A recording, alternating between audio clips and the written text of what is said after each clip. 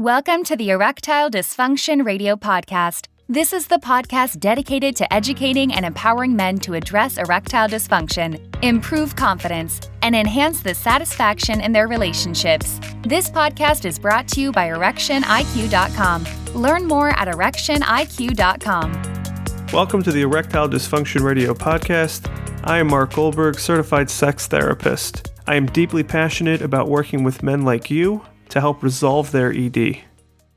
Hello, Casey here, your podcast producer and host for today's episode about erectile dysfunction and social media. Something that has dominated the headlines of everyday living is social media. Everyone has a voice now. Everyone has a chance to be a content creator and contributor to this massive, changing, evolving platform we call social media.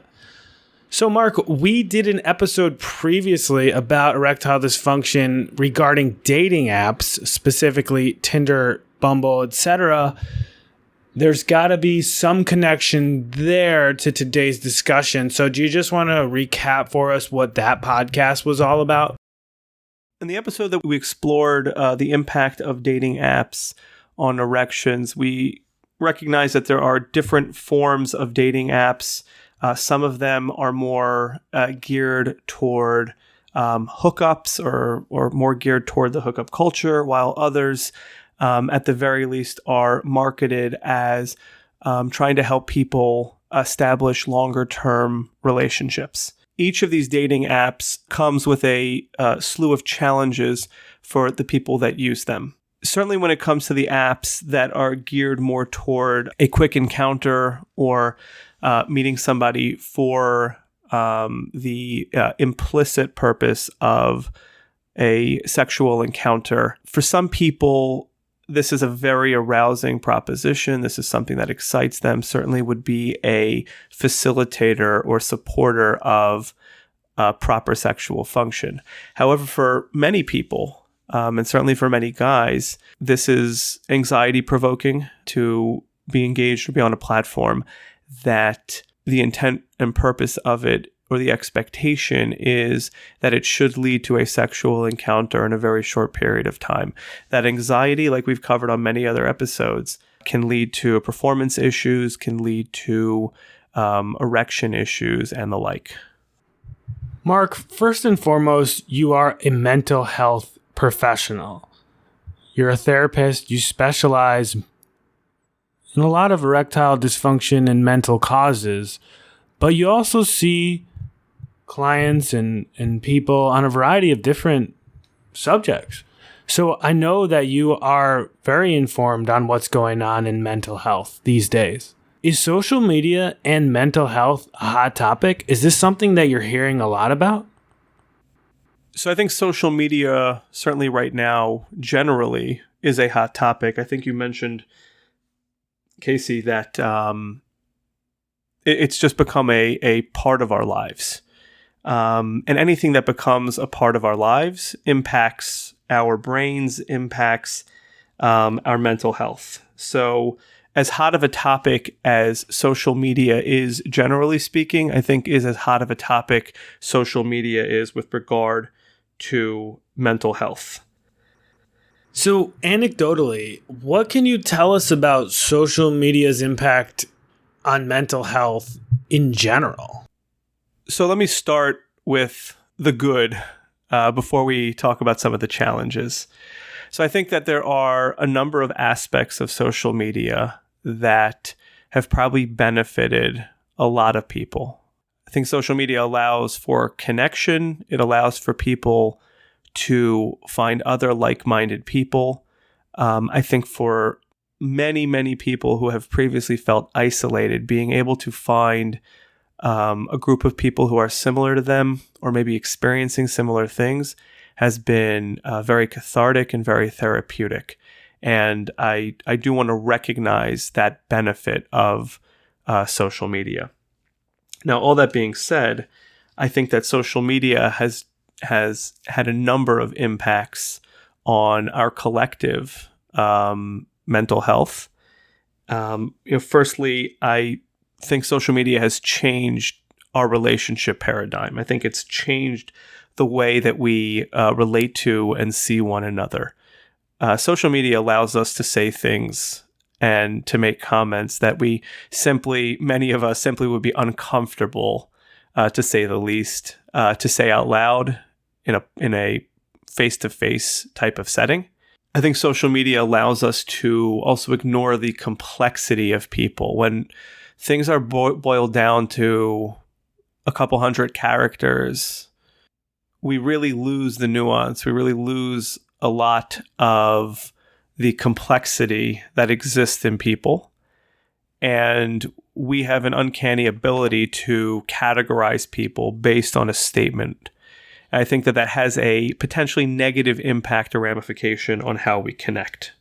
Another aspect when it comes to relationships, and certainly when it comes to our intimate relationships, is comparison. And I think this is a well-documented phenomenon that, relationships are hard. I'll put it that way. Relationships are challenging. When we are distressed, our minds often want us to feel better. They want us to find a solution. When we lived in much smaller settings and we didn't have these much larger social communities, our ability to explore, to compare, to imagine that there are better things out there was relatively limited. With social media, it's very easy to compare. It's very easy to almost unintentionally challenge the relationships that we do have, which I think does ultimately have an impact on all of our psyches. Lastly, without me giving any commentary as to why this might be, social media has been, very clearly linked to increased rates of anxiety and depression, not just among adolescents, but this has been documented really in populations of all ages. So that is clearly having a negative impact on, again, our collective mental health. Yeah, there's no shortage of things we can talk about when it comes to social media and mental health. I would have a lot of questions for you that would take us off on a really far tangent. And I just want to bring the discussion back, as we bring all discussions back on this podcast, to the topic of erectile dysfunction. So I'll bluntly ask, how is social media impacting erections and erectile dysfunction? So I think it would be unfair to draw the direct link. I think that our erections are impacted by both our internal states and by our relationships. And that's what I was highlighting in the previous question, which is social media impacts the way we think. It impacts the way we relate to one another. If a man is feeling depressed or feeling overly anxious, or is comparing himself to other people, comparing himself to other relationships, and is incorporating all of that information into his psyche, that will have an impact and manifest itself in sexual performance. If our anxiety is going up, it's much harder to engage in pleasurable activities. If we're feeling down and depressed, we don't have much of a sex drive, or we don't have much of an impetus to engage in sexual activity. If we are continually comparing our partners to other people who are out there, and we can scroll through 1,000 images in an hour, it becomes a lot more difficult to stay engaged with the partner that we have in front of us. So I don't think it's a direct correlation in terms of if you spend 2 hours on social media, you will then develop erection problems. I think it's the impact that social media is having on our relationships, our own sense of self, our own well-being, and our own mental health that is trickling down into many areas, one of them being sexual function and erectile function. Relatively speaking, social media is a newer thing. I know Facebook launched in the mid-2000s, maybe around 2004. YouTube came out around that same time, 2005. Generally speaking, in the grand scheme of things, these are still relatively new.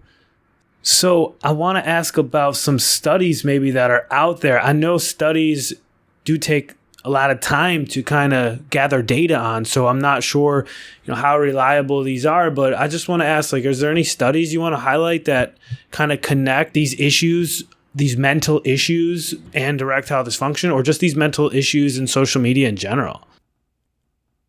So this is an interesting question, and I will give my opinion on this. So there's many studies about the impact of social media, and those studies look at all sorts of aspects, different demographics, different age groups, how much time somebody's engaged on social media, how many platforms they're on. They try to look at as many of these factors as possible to determine which situations or what types of engagement or which demographics are most susceptible to mental health challenges when it comes to the use of social media. Casey, you probably can speak to this a little bit better than I can, but my impression is that there are social media platforms and new ways of engaging in social media and on social media that are coming out probably more frequently than once a year. New features, new ways of engaging. And I think one of the challenges is we only begin to see the after effects a couple years earliest down the line, at which point there are already new platforms and new tools and new services that are out there. So I think, this is my opinion, I think that the studies a lot of times are playing catch up. And I think technology is moving faster than any studies can keep up with. So I think it's very hard to concretely point at what features or what types of engagement really, by today's standards, seem to be having an impact. To me, it's an overwhelming topic. That doesn't mean it's not real. It doesn't mean it's not happening. I just think that these studies oftentimes are just understandably playing catch up and hard to give us clear, workable data in terms of the specific types of social media that we're using today. Mark, I'll just jump in and say I think that's accurate because the studies are probably having a hard time keeping up with the technology, just as the legislation and the laws governing a lot of these technologies and social media platforms are also struggling to keep up with the rapid pace that these social media platforms and just the tech industry in general develops. So I think that would probably be on par with what I'm seeing kind of on the legislative side of the industry. That makes sense. Yes, technology seems to be the cutting edge, as they call it, and it feels like everybody else is playing catch up while we're engaging in really this life-changing technology. Mark, can you first remind us the work you do with men regarding mental health and the struggles with erectile dysfunction? I want to just reestablish your work before I jump into the next question. Briefly, I work with men who have been medically cleared. They've seen their doctor, and it's been determined that any of the organic issues or medical issues are being managed properly, and there seems to be indication of a psychological or what's called psychogenic aspect that's contributing to or helping to maintain erectile dysfunction. As we've covered many times in this podcast, the brain is a very complex part of the human body and impacts so many aspects of how the body functions. One of the most susceptible parts of our body is the penis, and in particular is the erectile function process. Many different things that are going on inside of a man's head can be negatively impacting erections, and conversely, in order to achieve consistent erections, the brain has to be engaged as part of that. So my area of expertise is on being able to help men identify and address what might be going on, or oftentimes what is going on, that is negatively impacting the erection process. With all that in mind, are you seeing men who are dealing with erectile dysfunction that may be related to social media? So as I was saying earlier, I think it's rare that I have encountered a a male client who's experiencing erectile dysfunction who has clearly or openly attributed erectile dysfunction to overuse of social media or some unhealthy use of social media. I think, though, that it is something that any person who's experiencing a challenge in their life should be looking at. It's very difficult to not be engaged in some level on social media. It's almost part of the way that we live. So it's something that I keep in mind with almost every client that I meet with, almost every man that is experiencing erectile dysfunction, is if there's a relationship issue going on, what has impacted this issue? What has impacted the relationship? Has the thinking about relationships shifted or changed? Does social media have a role in that? So it's something that is, I wouldn't say front of mind or top of mind, but it's something that is absolutely considered in the broader scheme of trying to understand and ultimately address erectile dysfunction. Another great discussion here on the Erectile Dysfunction Radio Podcast. Mark, any final thoughts on today's topic?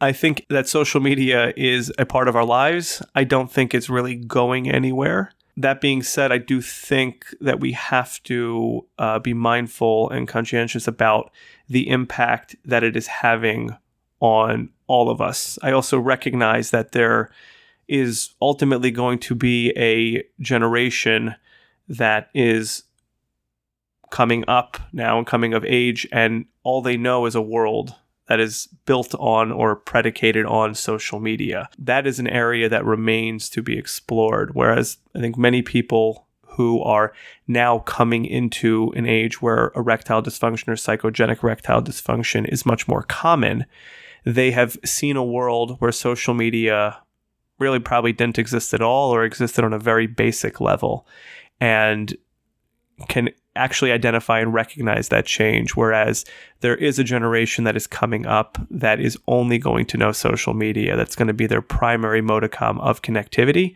and that is another area that remains to be seen in terms of how that impacts general sexual health, and certainly for men, how that impacts their development and erectile function. Thanks for listening to the Erectile Dysfunction Radio Podcast. For more information on today's topic and understanding how the mind impacts erectile dysfunction, please visit erectioniq.com. That's erectioniq.com.